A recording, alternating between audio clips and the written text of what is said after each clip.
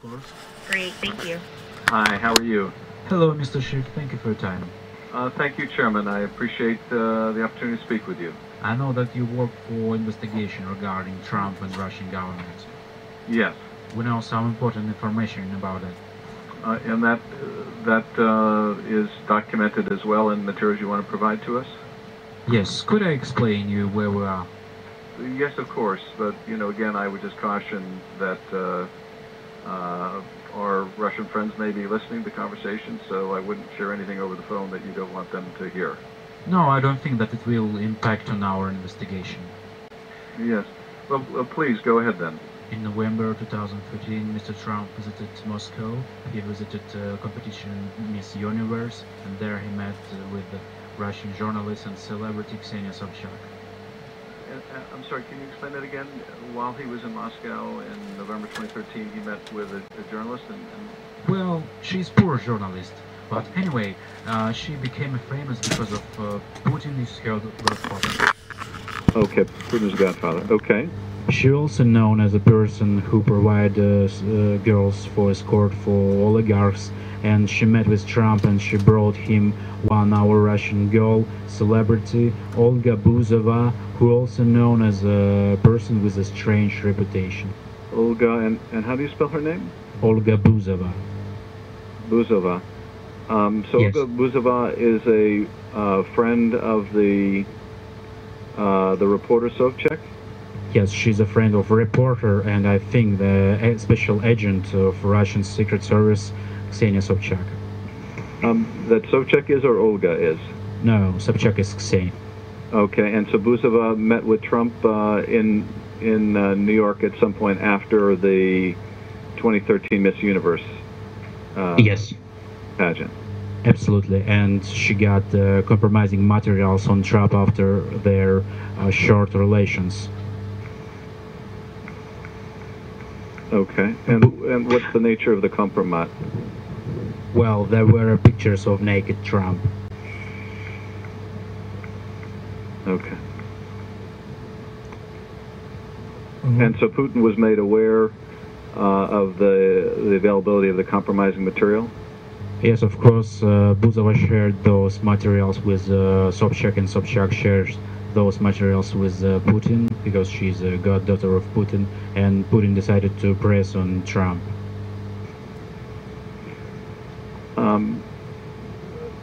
And the materials that you can provide to the committee or to the FBI, would they corroborate this allegation? Sure, of course.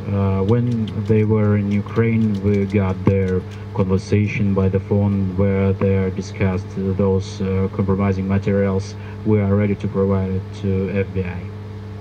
So you have recordings of both Sobchak and Buzova where they're discussing the compromising material on Mr. Trump? Absolutely. And we also know who was a mediator between Trump and Russian government, who met with ex-advisor of Trump, Mr. Flynn. It was the Russian singer, very famous singer, Arkady Ukupnik, who met with Mr. Flynn on Brighton Beach in Brooklyn in a special Russian cafe, Langeron. What's the name of the cafe? Langeron. Langeron? Yes, it's on the Brighton Beach. Okay. And it's a special, it's a Russian district in Brooklyn. And do you know what was discussed? They discussed many things, but the most interesting thing is they use a special password before their meetings. When they met each other, they said weather is good on Deribasovskaya. Weather it rains. Is good. Yeah. In where? Weather is good on Deribasovskaya. There is a name of a street in Odessa.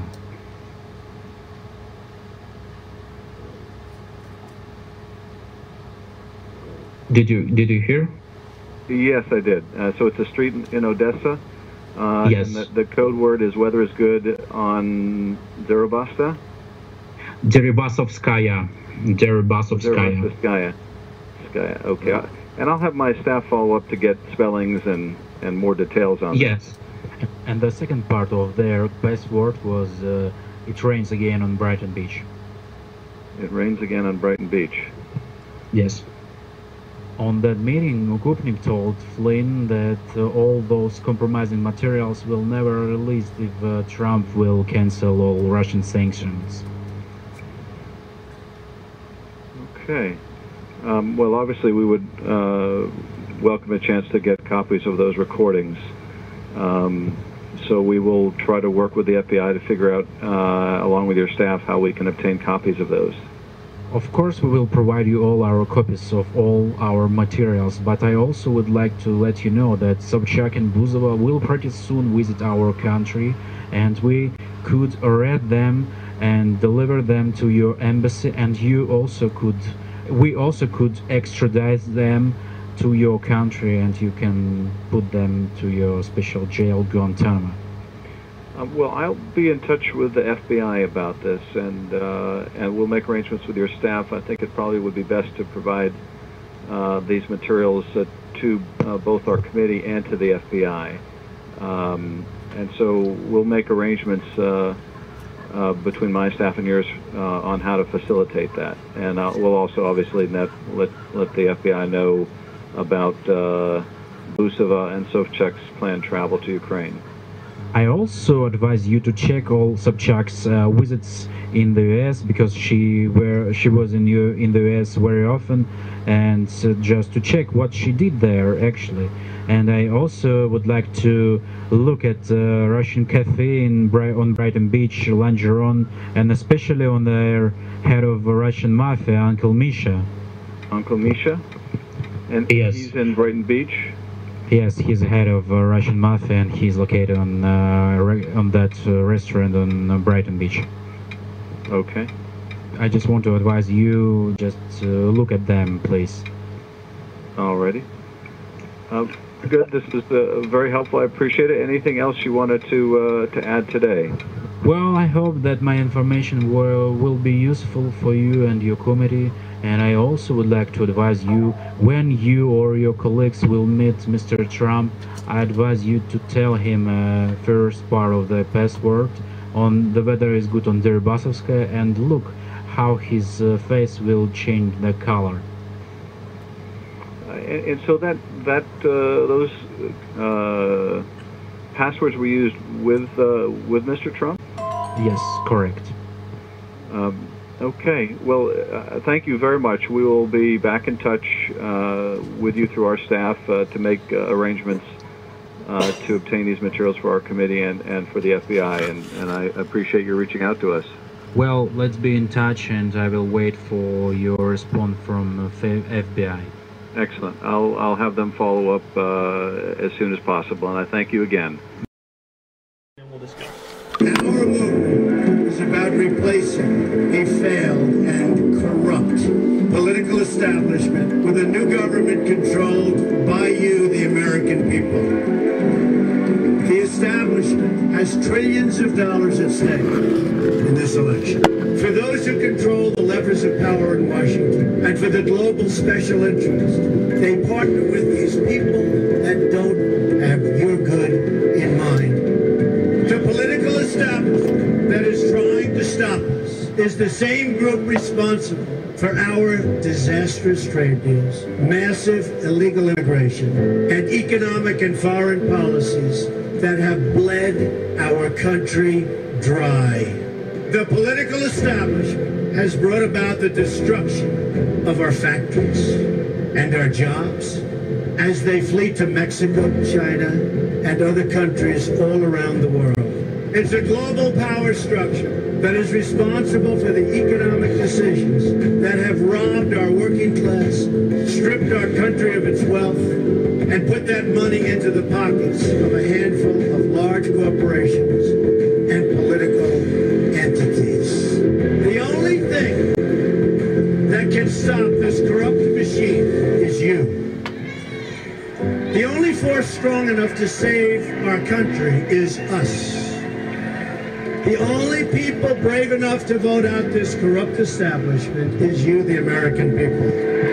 I'm doing this for the people and for the movement, and we will take back this country for you, and we will make America great again.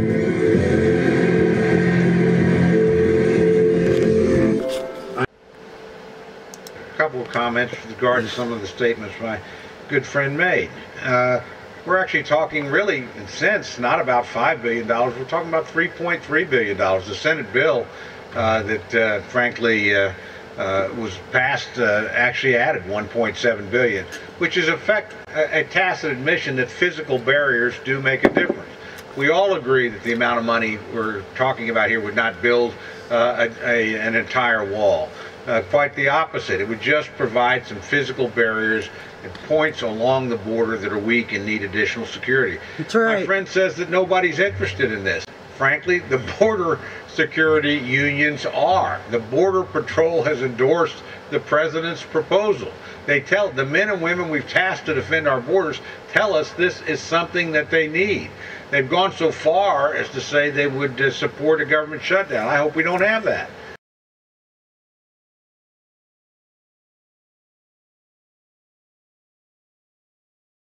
Congress, where newly elected members are making a lot of noise. By now, you've probably heard of Alexandria Ocasio-Cortez, the 29-year-old woman who was elected to lead New York's 14th congressional district earlier this month. To become the youngest congresswoman in American history, Ocasio-Cortez first had to defeat the fourth most powerful Democrat in the House of Representatives, Joe Crowley.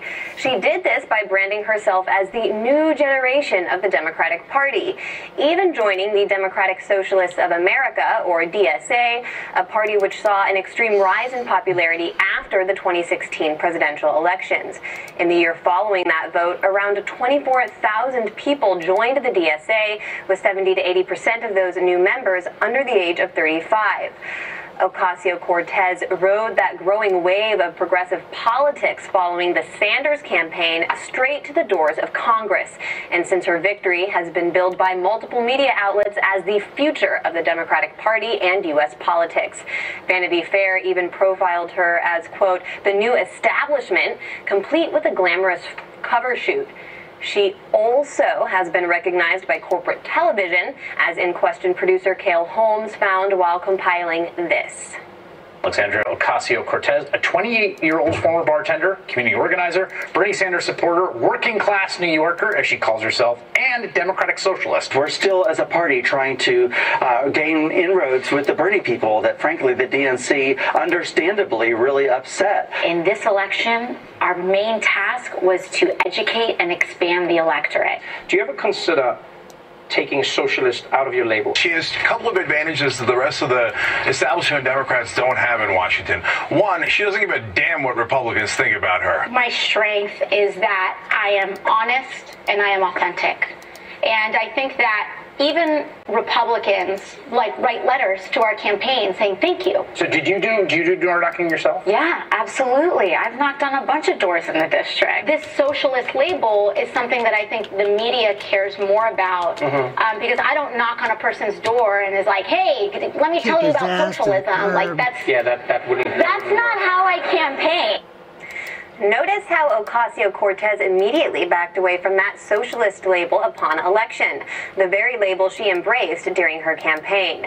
It was also following her victory that one of the most mainstream corporate figures in the Democratic Party, none other than its leader, Tom Perez, offered praise for the young politician. The White House brief. I'm here with two incredible women, angel moms, who just left the White House after speaking with President Trump to fight for the people in this country whose children, whose loved ones might be killed at the hands of illegal immigrants. They know from firsthand experience how terrible it is. I'm here with Dom's mom, Sabina Durden. Hi. Great to be here with you, and Maureen Maloney. Now, you guys, we all actually were at the White House. We were at the press conference, but the press conference, it was supposed to start at 10 o'clock in the morning, and it was pushed to 10:30. And the entire, there's buzz, buzz, buzz, buzz, everyone's saying, okay, what's going on in there? And a lot.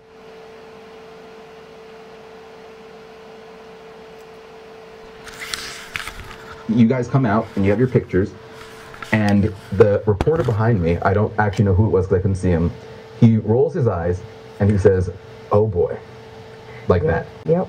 And that's common. It's incredible. It's common. I can't think of any other situation where it would be acceptable to roll your eyes and say, oh boy, at families who have lost loved ones. Oh, that's nothing. We were at a press conference with the president at the Eisenhower building not too long ago, and two cameramen in the back. One of them said to the other, well, let's bet on who cries first. So that's the disrespect you get, and they still, I see on Twitter what they write. Somebody wrote today, well, a few anecdotes. This is not an anecdote. I have his ashes in my locket. I don't have a child anymore. That was my only child. And Dom was struck by a motorcycle. He was riding on his motorcycle. He was riding on his motorcycle, and he was struck by a motorcycle. And illegal with 2 felonies, 2 DUIs, no registration, of course, no license. He hit him, turning left in front of him, hit him so hard it killed him instantly. And then the DA and the judge gave him a deal, and he got off easy. Yeah, he got a misdemeanor without gross negligence, 9 months and 5-year probation, because clearly probation worked so well with him before, and he walked out after 35 days. 35 days. I mean, that's incredible. If he were an American citizen, he'd still be in jail. Yes, he'd still be in jail. Yeah, and we would have a recourse. Yes. We don't have with the illegals. Restitution, all that, nothing. So I want to get back to the meeting because we have this bill, this border security bill. I've given you guys what I feel about this bill, and I think a lot of people who are fighting for the same causes feel similarly about what's in this bill. And while we were waiting outside for the president to address the American people and the press, we thought, is there a chance he changes his mind on this? Do you think you had an impact, and do you think there's a chance that what you said in that meeting may have changed his mind? Well, we definitely hope so, because we shared with him the parts that we didn't like. The billions used for foreign aid and $1 billion for the Smithsonian, really? Yeah, I have the $4.4 billion in international disaster relief, $1.5 billion in aid to Jordan, $1.04 billion for the Smithsonian. I mean, for art, which I like art, but I don't think it's as important as our security on our border. $9.3 billion for the EPA, for land and water, and then $3.1 billion for global health programs, whatever global health programs mean. I mean, Maureen, what does it mean to you when you see all of these numbers being spent on things in other countries, but aren't being spent here on our own border for our own citizens? Yeah, you know, it's an insult. It's a slap in the face. They're spending as much money on the Smithsonian as they're giving to us for the border. For the wall. And it's only going to cover 55 miles of border barrier where we need 2,000 miles. It's absolutely insulting, and we're providing more foreign aid to foreign countries than we are to save American lives and to prevent the opioids from coming across the border and the human trafficking that's coming across the border. From what I hear, the president knows this is not an ideal bill. Yeah. He's in a situation where he feels he has to sign it. He believes it will extend only to September, and then he can fix it. And in the meantime, he believes declaring this national emergency is going to help him get more funds from the defense and other places to build the wall. Do you trust that plan? I have to. President Trump was the only one that spoke about our kids, that gave him a voice. So for me personally, there are things I don't like, I would do different, but I'm not president, so, you know. But Pelosi thinks she is. I have to hang on to some hope, because otherwise, going around this country and talking and sharing his story over and over, I would just stop. So I'm hoping it works out. Fingers crossed. He spoke to us about certain things he will look over, because we brought it up to his attention. So he knows he owes us. He does. And there was one particular point that you brought up to him, right? The 224A section. Yeah. And for people who don't know, do you want to explain what's in 224A? Maureen actually knows better that. So the 224A is the part that pertains to unaccompanied minors, and it states that anyone having a relationship in the same household as an unaccompanied minor would be eligible for amnesty. So even I think it's a potential sponsor. So even if you're a gang member and you're saying, oh, well, you know, I'm potentially in the future going to sponsor somebody, you get off the hook and you get to be free and you're let out and you're able to stay in the United States with basically no punishment. I mean, it's an incredible thing that they put in here. he has to know that that's terrible. And he doesn't. He said he will run it by his lawyers, and because it's like rent a kid. Yeah. Just grab any kid. And you don't know if they're related. And that's most of the time it is. It's child trafficking, so it's going to continue. It's not just, it doesn't pertain just to the sponsor. It pertains to everyone living in that household with the unaccompanied minor that's brought to live there. That's incredible. And you guys have been, I mean, you guys are exhausted. You have been tirelessly fighting for this, knocking on members of Congress's door. You went to the Speaker's office. You went to Chuck Schumer's office. And the police called on us. You got the police called? Yes. Pelosi's office. Yes, when we showed up, like 20 Capitol Police showed up just to stand in line the hallway to make sure we didn't do anything. That was Wednesday, and then Thursday we figured, well, let's get arrested. You know, I was practicing getting dragged out of there.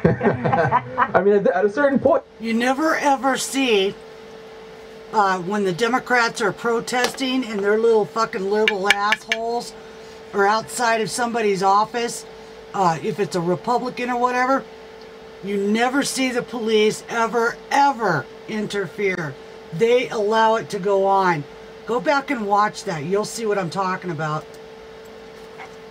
You know what? You have to do everything. Something to bring attention to this, and then 3 showed up because they knew better. But the staff in Pelosi's office is extremely rude. And there's something I noticed. Shocking, by the way. Yeah. While I'm standing next to the receptionist, and she knows me by now, and she has this super bored look on her face while we're in there talking about our dead kids, I glance down and I'm filming, and I see a poster with people on it that wore the shirt undocumented and unafraid, and it was signed to Pelosi, probably thank you for helping us. And as soon as I tried to get my camera down, she saw me and she moved it. And she tried to cover it up? Yeah, no, she moved it under her desk, and I said, I saw it. Now, but you are doing all of this to get attention, to bring attention to the cause. I saw something today that I thought I would never see. You guys got your moment of fame on the fake news network, on CNN. How did you, we actually have footage, but I first want to ask you before we go to that, how did you guys pull that off? Well, when he was talking about percentage and that these undocumented immigrants, which just grind my gears because they're illegal aliens. I'm an immigrant, and if I don't take my license with me, then I'm an undocumented immigrant. But, you know, he calls them undocumented immigrants, and the percentage of them committing crimes is lower. And it just, I wanted to scream out, but I wanted to respect our president and not act a fool in there, so I had to wait. But as soon as it was over, I jumped up and asked him. I wanted to know why he's saying that. So I'm going to stop you right there. Gotcha. We actually have the question from Jim Acosta that we can play, so you can see the exchange between Jim Acosta and the president. There's a lot of crime data out there. There's a lot of Department of Homeland Security data out there that shows border crossings at a near record low. That shows undocumented immigrants committing crime at lower levels. That shows undocumented criminals or undocumented immigrants committing crime at lower levels than native-born Americans. That's a lie. What do you say? You don't really believe that's that? Do you really believe that? What do you? Well, take a look at our federal prison. I believe in facts and statistics and data. Okay, quick, let's go. Let me just ask you this. What do you say to your critics who say that you are creating a national emergency, that you're concocting a national emergency here in order to get your wall because you couldn't get it through other ways? What do you think? Do you think I'm creating something? Ask these incredible women who lost their daughters and their sons, okay? Because your question is a very political question, because you have an agenda. You're CNN, you're fake news. You have an agenda. The numbers that you gave are wrong. Take a look at our federal prison population. See how many of them, percentage-wise, are not even are Americans. Illegal aliens. Yeah. Just see. Not Go even ahead Americans. and see. It's a fake question. We support their ass from the moment they come over the border. From welfare to food stamps to housing to health care to everything. And we have vets and American families living in the fucking streets because of Obama and his piss poor policies, and Democrats were in control when most of those went. I am mad at the Republicans for the 2 years that we did have control of all 3 branches. They didn't fucking do nothing. Paul Ryan, fuck you. Mitch McConnell, double fuck you. Even your old lady ain't worth a fucking shit. She hasn't done nothing for the trucking industry. She hasn't done anything for Federal Motor Carriers Association. I've yet to see her plan for this grand infrastructure. She hasn't done shit. She's been collecting money for fucking 18 months, and I haven't seen a policy come out of her office yet. Mitch and Elaine Choi, fuck you. It's time to go. You're not doing your jobs. I mean, and then so afterward, you guys went up and you pounced on Jen, and you said I needed to. Yeah, and we actually have some video of that as well. Well, she should. They called the cops on her. They called the cops on her. She called the cops. We have 19 police officers. When are you going to have us up? I've been on Nancy Pelosi called the cops on fucking angel moms. 7 years. Yes, ma'am. And I just want you to know my heart goes out to you, and I am not trying to... Jim Acosta, oh, my heart goes out to you. Meanwhile, I just attacked the President of the United States, trying to make a name for myself, and I came off looking like somebody who is a total fucking dick. Take away anything. It's almost like a flippant attitude that we can use to minimize. I mean, my only objection is us him calling us fake news and the enemy of the people and stuff like that. Well, you know. Oh, my only problem is he calls us fake news. Let's see. How many times in the last 2 years has CNN reported incorrectly? How many times have they had to eat crow? How many times have they made shit that wasn't real and stories made up? See, the FBI or the CIA leaks all that shit to CNN, okay? Because they think CNN is their, that's the propaganda network, if you don't know it. They once called it the Clinton National Network, and it's true. It's a Democrat fucking talking network that does nothing but make the Democrats look good and make everyone else look like shit. And Jim Acosta, he's a big old fucking queer to begin with. I mean, he's got queer written all over his ass. His wife left him because he couldn't keep himself out of bathrooms and parks. But he thought he was going to challenge the president a few times. And he karate chopped that poor gal with the mic and argued with the president. Remember that? Back in, what was it, November or December? And I thought, you little fucker, you ever try to karate chop me, I'm going to punch you in the fucking bozo nose, buddy. And I'll bet I could kick your ass. I'm 55 fucking years old. And I still think I could kick his ass. Fucking punk bitch. He's got to stick to the facts of the data and whatnot, you know. I can see his point though at times, because I've been exposed to this for 7 years now. Anyway, thank you so much. But I'll quote you guys if you guys stand behind me. Yeah, do you stand behind? If you stand behind me, I'll quote you guys. I got to spin this into, I made a really good deal with the Angel Moms. Now, this is Angel Moms on their epic Jim Acosta confrontation at the White House. This is John Miller. He's absolutely fucking cool. You gotta find him on YouTube. And you guys actually spoke too. I don't think he wanted you guys to speak at all. No, I don't think so. I don't think he expected any of that because actually when he talked to me, he put on this show and I almost wanted to reach down in my purse, get a little Oscar out because he, you know, touched his heart and he was so sorry about our loss. And he understands. And as a child, no, and, you know, family members. He was so insincere, because if they were sincere, they would have us on. They could have made an arrangement. We would have been on today. You would have been on. I mean, oh yeah, they would have had you on CNN, had you backed up their little pussy boy Jim Acosta. We know that. That's why we had to search out and find John Miller, so we could actually see what the Angel Moms thought and what happened at the press briefing and the announcement of President Trump on emergency declaration. This is pure fucking gold. You know what CNN's talking about right now. They would have had you come to the studio. That's right, yeah. Instead, and not behind him. Right, not behind him. Like, yeah, it's exactly. So how do we what's the next step? Because you guys had the meeting. I think the question everyone wants to know is if that meeting had any significant effect going forward. Oh, yeah. Do you guys think anything happened, and if so, what happened in that meeting that could change the course and protect the border more? Well, hopefully hopefully we did have an effect on the president's decision. At a minimum, he is questioning some of those provisions that we brought to his attention. You know, the other thing I want to bring up is Nancy Pelosi offered $1 for the border fence. I want to know where my president's people are. It was 1,000 pages. He could have broke that up into 5 different people that could have highlighted all of the poison pills in it in about 3 hours. So, to me, and I'm only going to say this once, Mr. President, you still got shitheads in your office. And I'm going to say this too. Pence was out of town, but who's Pence's best boy? And was he included in going through this 1,100 pages? I don't trust Pence. I've never trusted Pence. You know why? Because he never ever is around when shit hits the fan. He's always off on some fucking vacation, visiting something or doing something, blah, blah, blah. Vice President is a fucking dull job. It's got to be. So all you get to do is travel.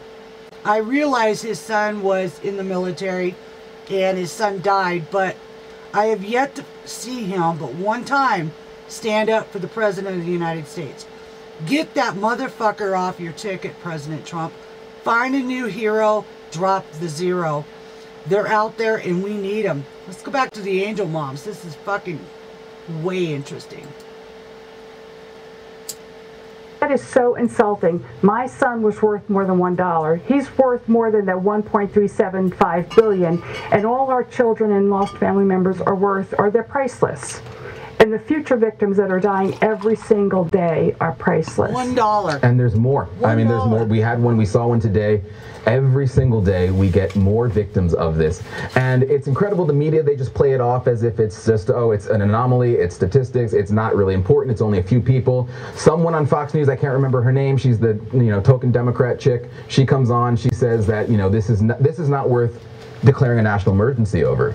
And it's incredible because they're cavalierly looking at lives and saying, there's nothing wrong with it. Just a couple of days ago, they caught 1,300 illegals at the Rio Grande sector. 1,300. One day. So how many more get through that we don't know of? Every day they arrest. We are running out of money. We're running out of space. It's that catch and release. And as far as your question with the president, we touch his heart. You can tell in his eyes. We do. He's seen these faces for the last couple of years. He knows I bring my son's ashes with me, and so we touch him, and he doesn't forget. And it's the people around. I mean, I truly believe, I've stated this, it's the people around him. I don't trust everyone in that White House, and there's people around him that shield him from information. And I will bring this up. I mean, there were efforts to try to get people to meet with him, to convince him otherwise about this. For whatever reason, there were staffers who didn't want to let him see those people, and you guys held a press conference. Or you wanted to hold a press conference outside the White House. Right in front of the White House. We figured we'd go live, Facebook Live, Twitter, whatever, and because we had 29 families here. And immediately, the White House said, "Oh, okay, let's reconsider. Let's reconsider," and then that's how you ended up in his office the next day. With the other media, it was funny because usually when we come to D.C., they contact us or we contact them. We're going to be there a couple of days, and then we get lined up for different programs. And this time it was silent, and it was just so weird. I didn't know. I couldn't point my finger at it what it was, but something was different. That's good. You know what the problem is Trump's got some fucking handlers around him. And I think Pence is one. I think anybody remotely connected to Pence. I think he has some still bad elements around him. Mr. President, please pay attention. You are not being given all the information. Remember when Harry Reid said at the Democrat convention, you don't have to give the president all the information. You can just tell him little bits and pieces. And I think there's still people doing that. Mitch McConnell.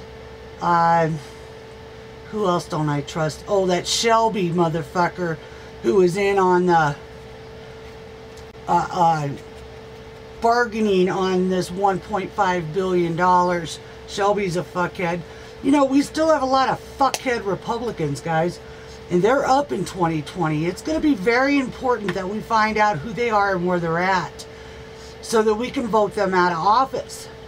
So I would suggest to everyone right now, you start taking notes. I have.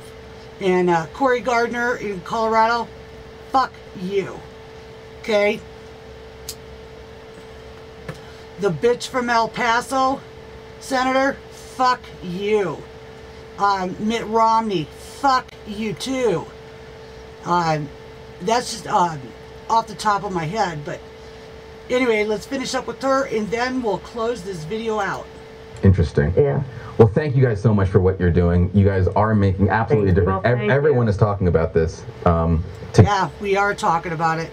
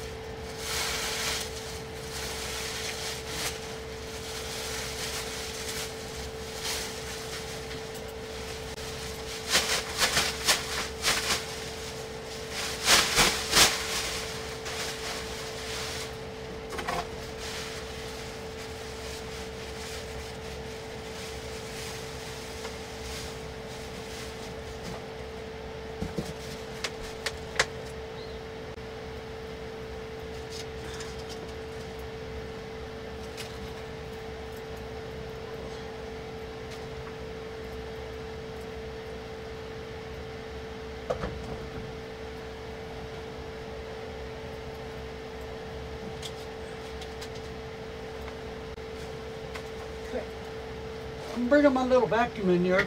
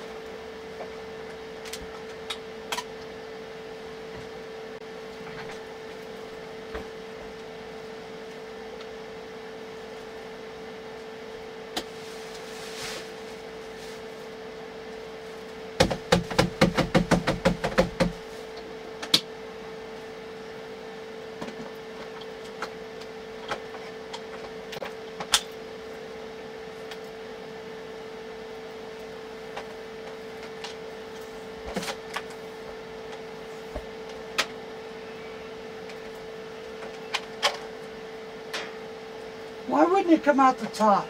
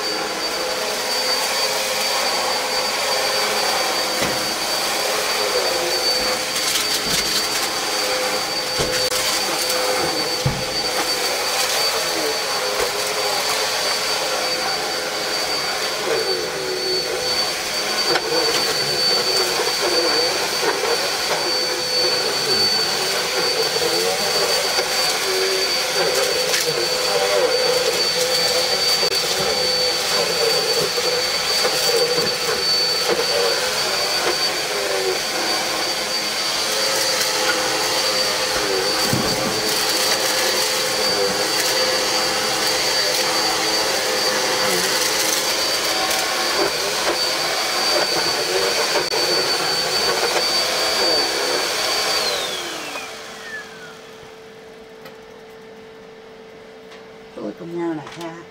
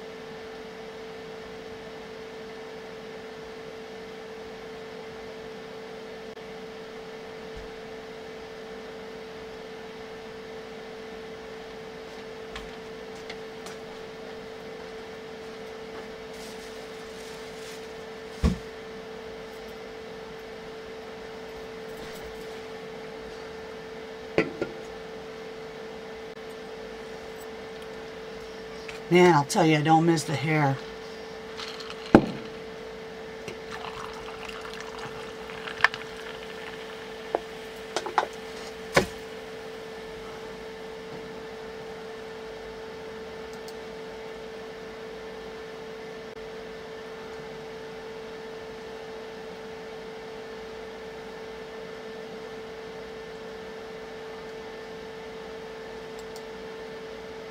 Too loose.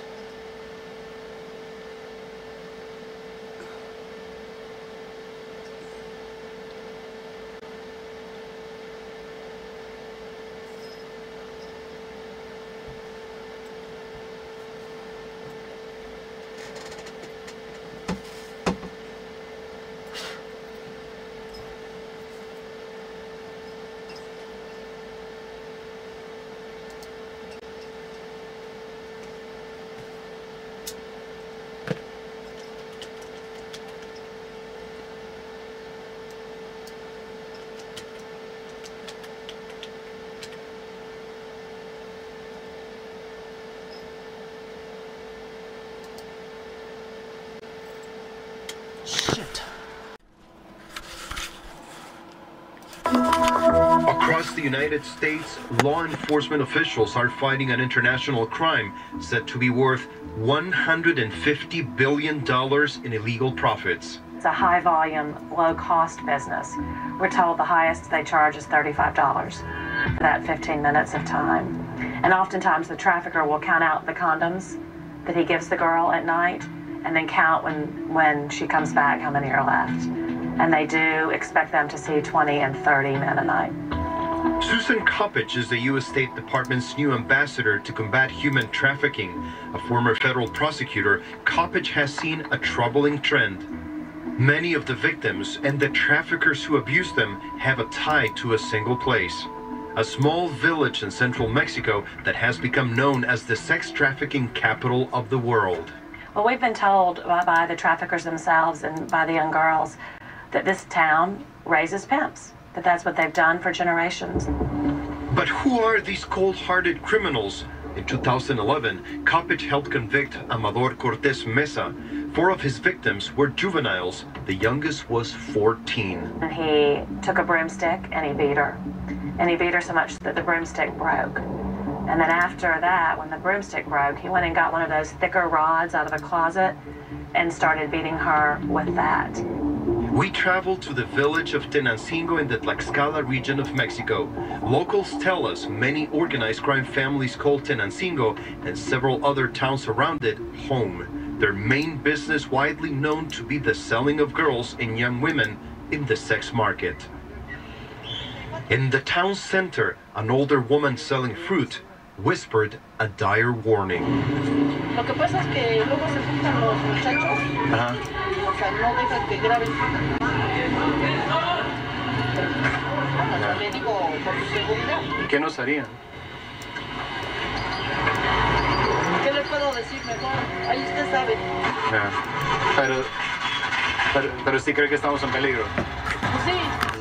La central. Tenancingo, Tlaxcala, is the hub. This is where everything happens. Mario Hidalgo Garfias was once a human trafficker. I got to the point of raping some of the girls that used to work for me. I used to beat them up, and not just with my fists. I used baseball bats to beat them up so they would work for me. He spent more than a decade in a Mexican prison for his crimes. I took their children away, so they were forced to work for me. I could tell you 10,000 more things like that. Mario says he would pimp several girls at the same time. Rehabbed, he says he agreed to talk to CNN despite the danger because he wants to see an end to the practice of exploiting women and children by kidnapping, drugging, and forcing them to have sex with dozens of men each day. There's been reports over the last few years that there are girls as young as 9 years old that are trafficked in and around Tenancingo. There are things beyond your imagination, much more than what you can fathom. People only get to see about 3% of reality.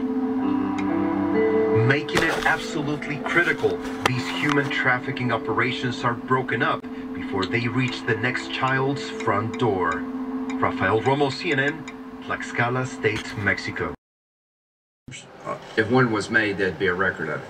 I can't speak to this specific case, but I can generally comment that in the case of 702 requests, yes, those are all documented. Okay, and I don't mean to interrupt you, but this is important to me. How did the conversation between the Russian ambassador and Mr. Flynn make it to the Washington Post? Well, which one of us are you asking? Ms. Sheik. Yeah. That's a great question. Yeah. All of us I thought so. would like to know that. I don't know the answer to that. Yeah. Nor do I know the answer to that. Is it fair? Got here the same way everybody else did. The people in South Carolina voted for me and Senator Scott to be their voice, men and women. And I'm going to try to be their voice today. And maybe not just for South Carolina, but a little bit about what I think is going on here. Joe Biden, I can't believe we're saying this on our side. Listen to Joe. But Joe was right a lot.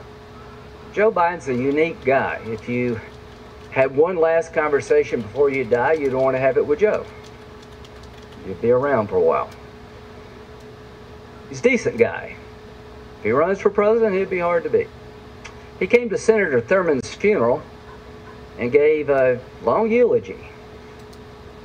And I asked him, Joe, I said, that was incredible. This can't help you in Delaware. But I just liked the old guy. I didn't agree with him, and I didn't like some of the things he did in his life, but when I was down and out, he was there for me. And to my colleagues on the other side, this will end, and we'll see what we do next. I hope we can muster the ability to move forward, but some observations about where we find ourselves and how we got here. I wrote a book, and I think Senator Blumenthal is the only person I know that actually read it. It was online. I ran for president and I got 1%. So I've had my time to be president. Didn't go very far and I lost. I didn't think Trump would win. I ran out of adjectives to describe about how I felt about his campaign.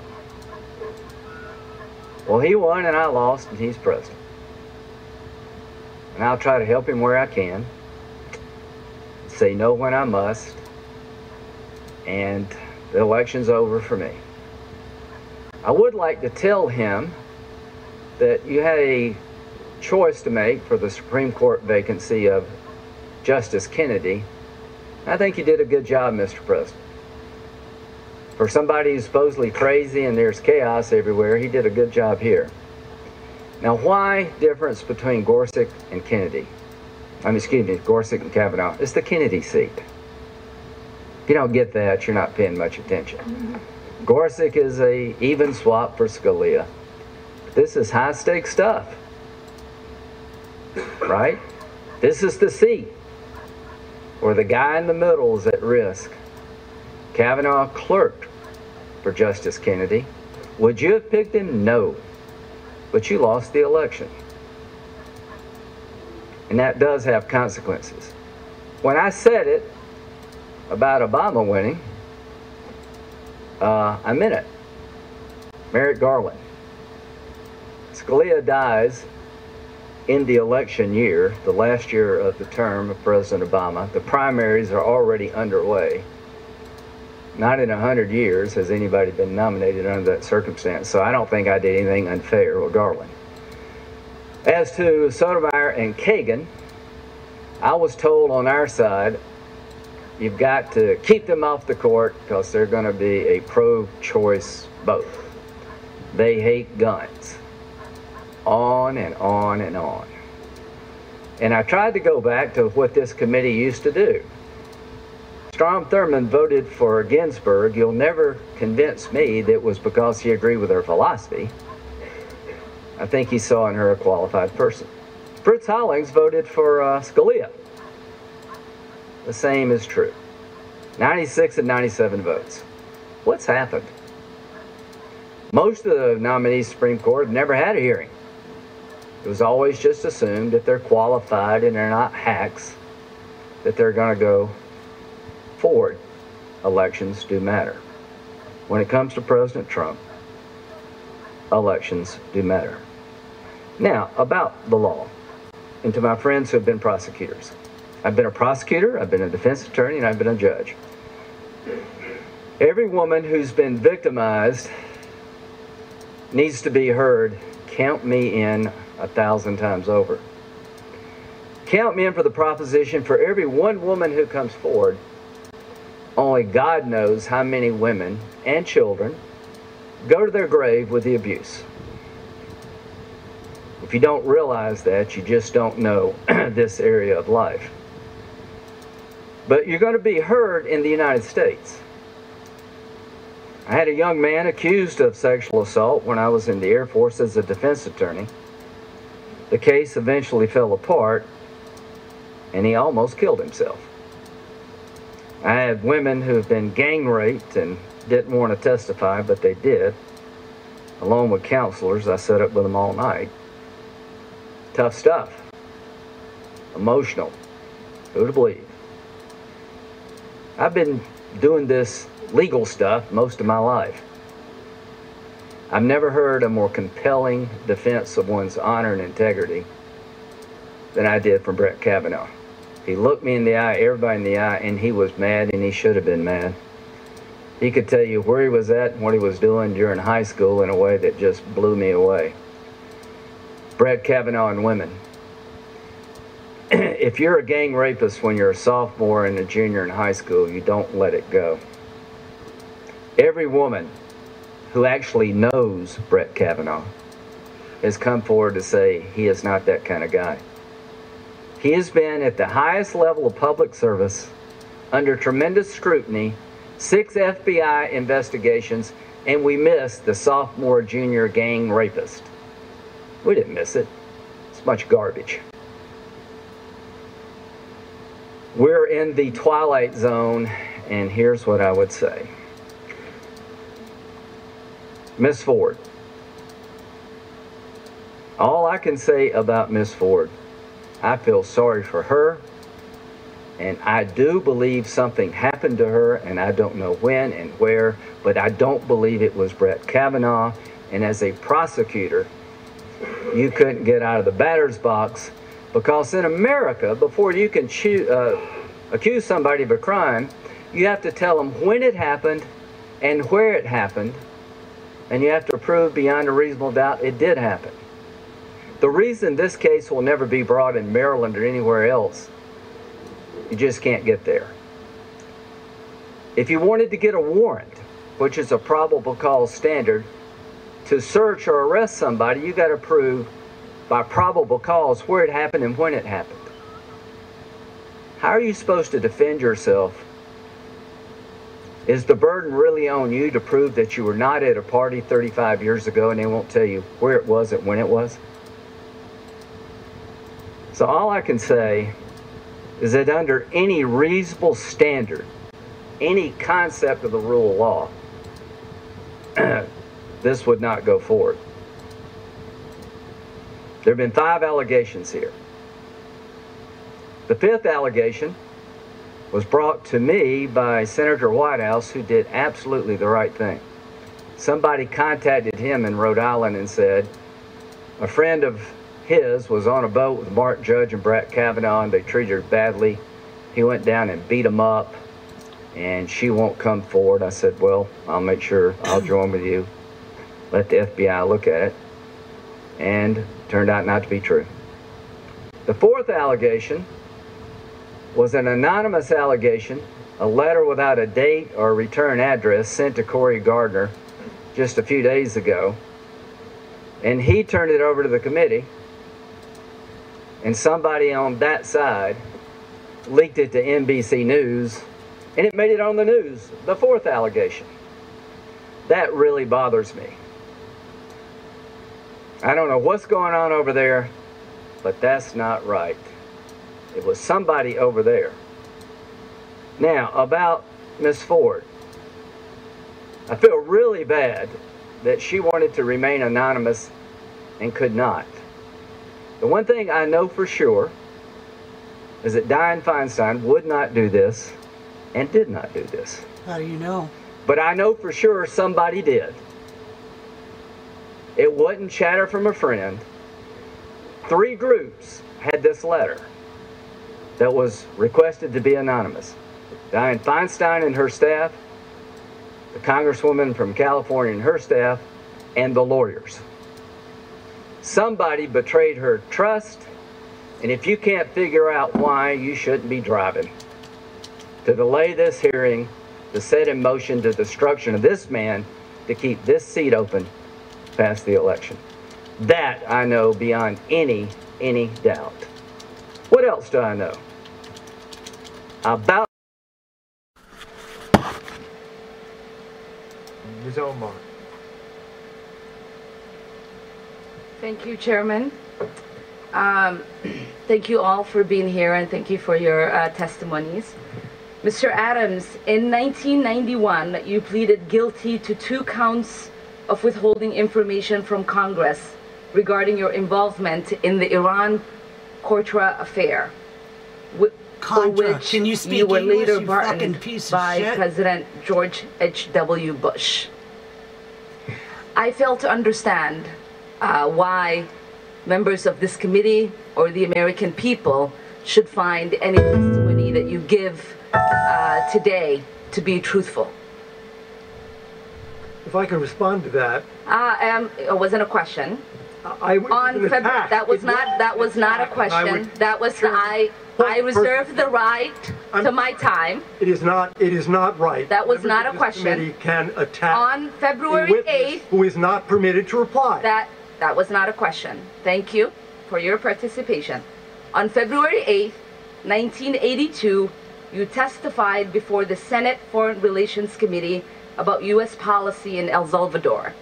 In that hearing, you dismissed as communist propaganda report about the massacre of El Mozote, in which more than 800 civilians, including children as young as 2 years old, were brutally murdered by U.S. trained troops.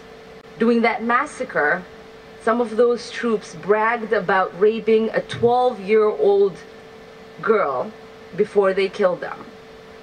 Girls before they killed them. You later said she didn't write that the this. U.S. policy in El Salvador She's reading somebody else's was work. a fabulous achievement.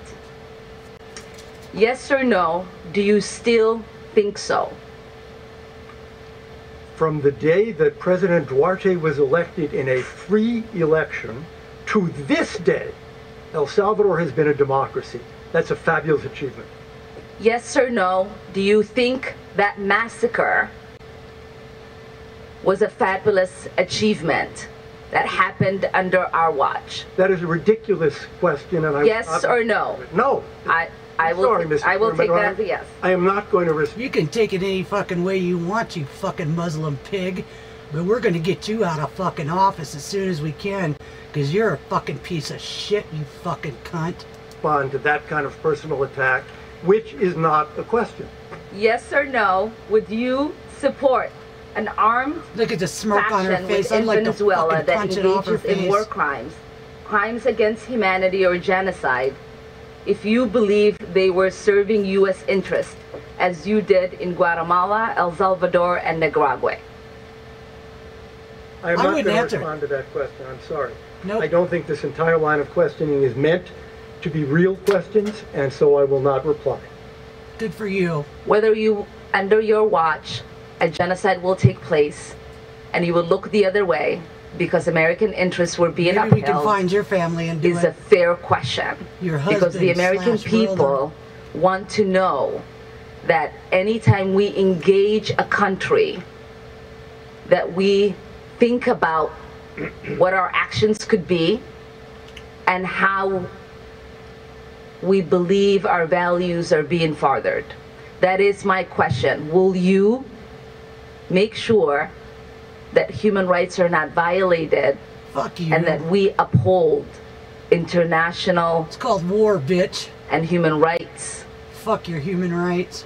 I suppose there is a question in there, and the answer is that the entire thrust of American policy in Venezuela is to support the Venezuelan people's effort to restore democracy to their country.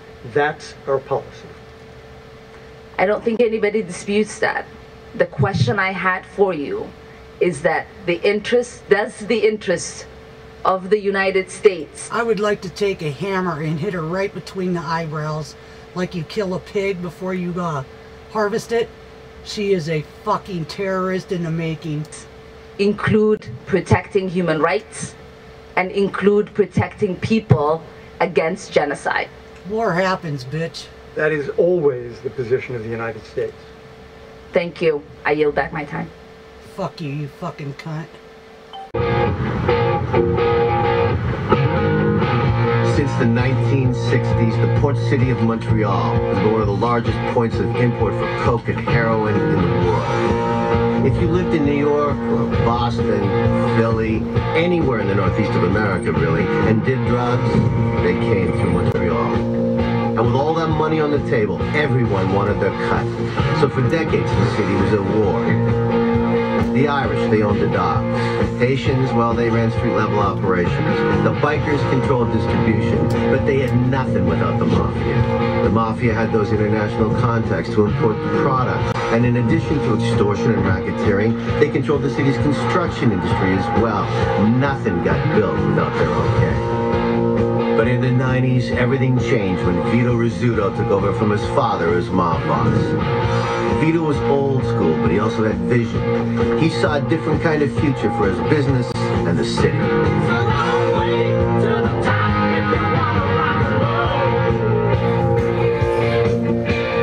And it was me by his side for the whole wild ride. My old man put together the bidding for that share and the bonuses, the kickbacks, the graft. It was supposed to cost $3 million, ended up costing $1 billion. Everybody should be so lucky to get in the Olympics. There he is, man of the hour. They all behaving themselves. No one's shot anyone yet, so it's a good start. Good. Everyone, I know you're all interested to hear what Vito has to say, so I'm going to let him get to it. Gentlemen, we are all at war. Jacques, you and I still do some business, but you're still trying to get my action on the East End. Papaloo, you and the Irish have been spilling blood for a year. This is our city. We got to acknowledge that nobody is going anywhere. All right, so the question is, do you want to keep fighting over street corners, or do you want a piece of all the action? Now, what I'm proposing is a cooperative. You're all here for specific reasons, because of what you bring to the table. But we got to conduct this like a business. You'll get a say, but there can only be one CEO. Suppose that's you? Well, yeah, because I own something that none of you do. City Hall and the cops. But I'm willing to share. Keep talking. Look, there's enough coke, hash, hookers, gambling for all of us to make a lot of money if we work together. But if we don't, we're going to end up in prison or dead. So here's what I propose. You'll go home, you relax, you drink a beer, and you think about your bright future. What do you say? And so began one of the greatest runs ever. What we did should be studied in history books. I'm not kidding. We brought peace between people who would never have walked down the same block together, like ever. Between the gang syndicate we created, and the politicians, and the cops in our pockets, we were unstoppable. Life was good. Life was good for everyone.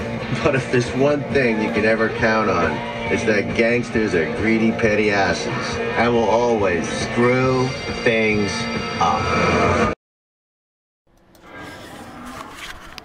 Well, there's probably no better way to grow up than growing up on a ranch. By God, there's a cow. But growing up on the border, it was just interesting to never really see or hear or think of anybody being out there in that remote ranch. And then, as I was getting older, realized there's 200-300 people a night going through there.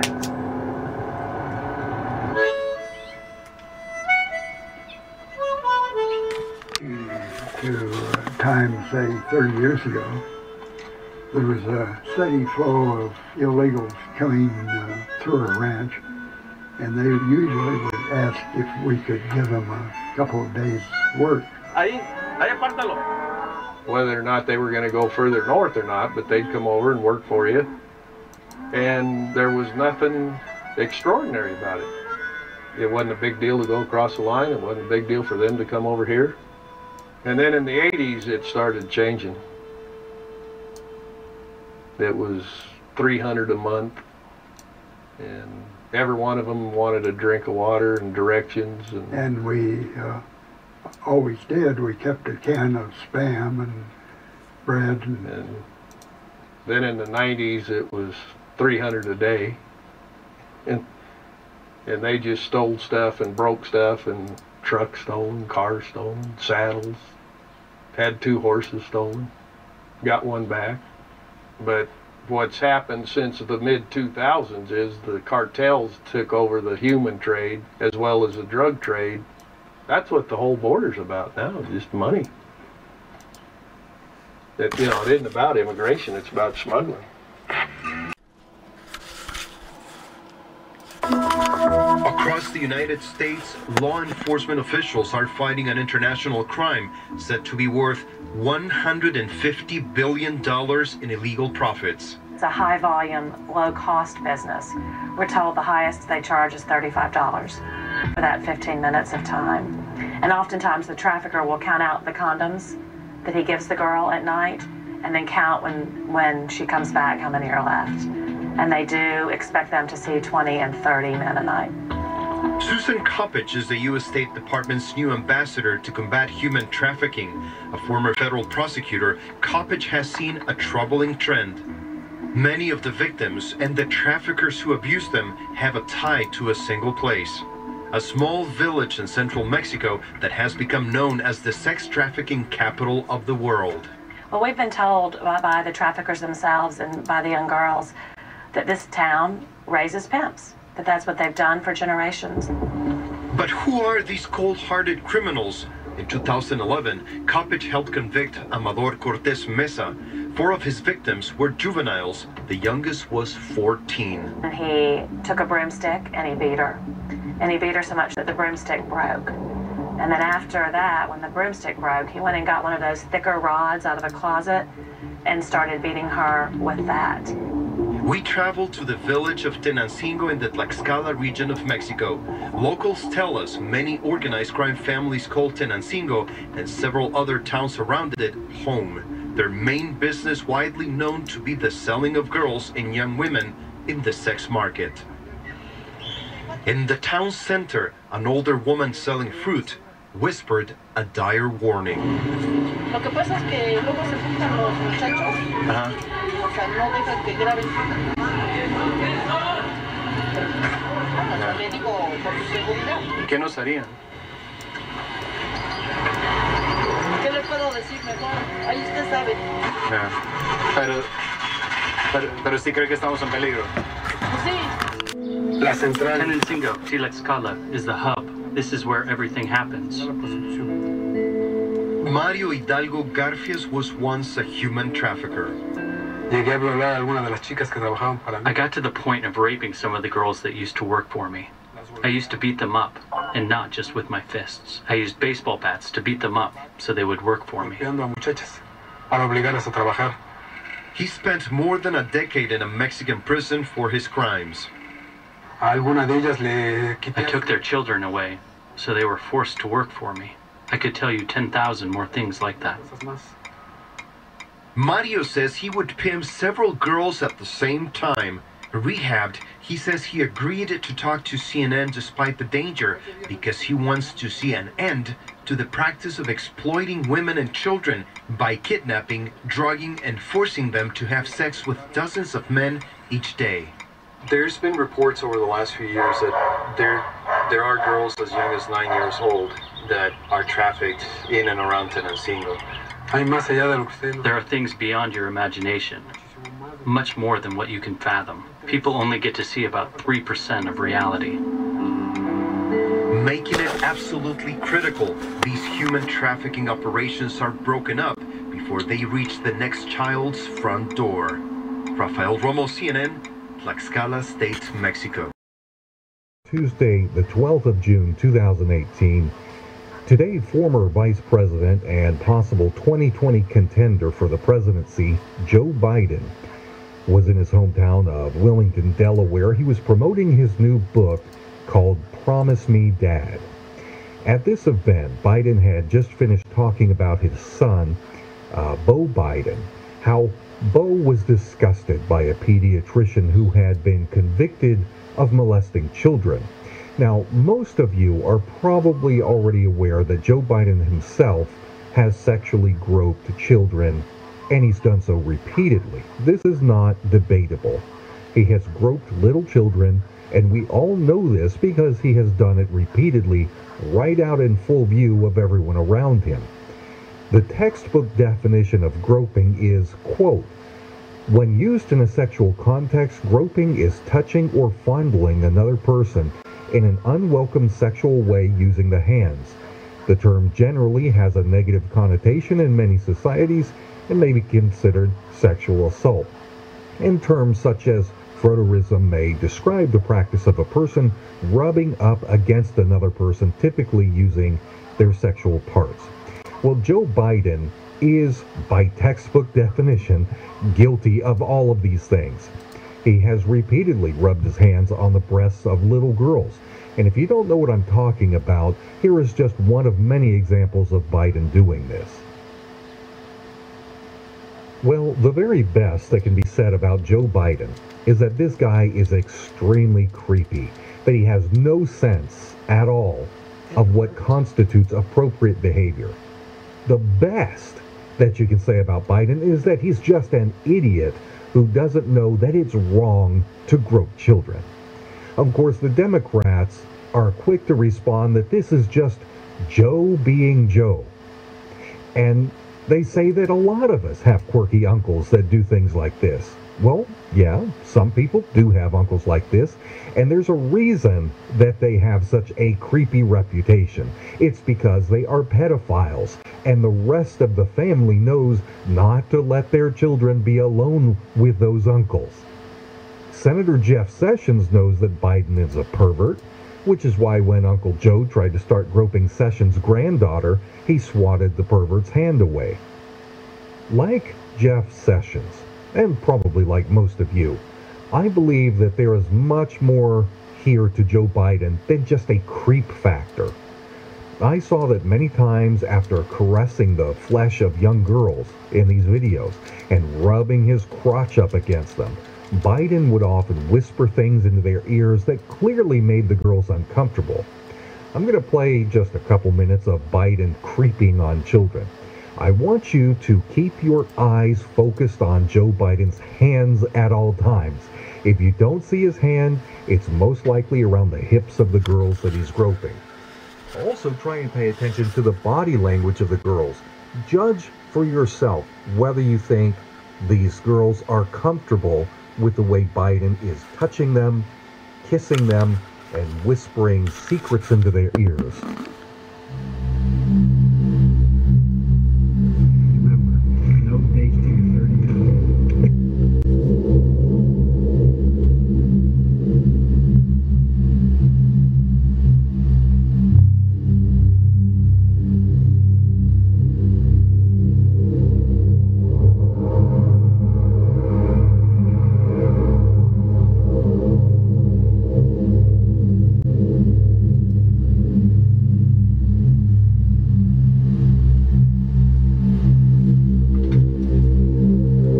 Clips like this on YouTube.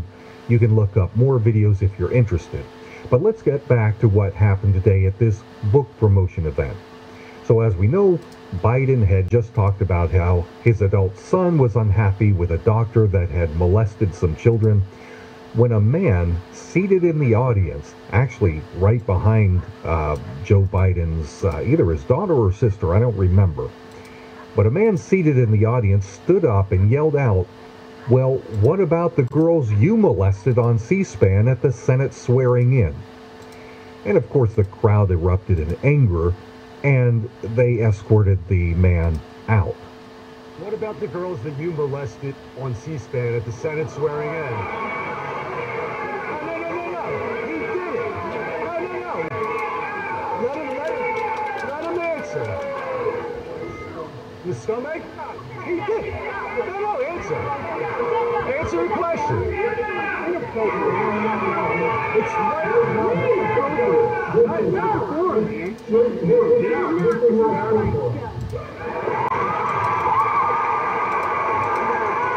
Unfortunately, the crowd here is defending a pervert. Joe Biden is a serial sexual predator. And it isn't just the children that he fondles, but he gropes other men's wives as well. The internet is rife with photos of Biden groping other men's wives. Here, first and foremost, to my perfect wife, Stephanie.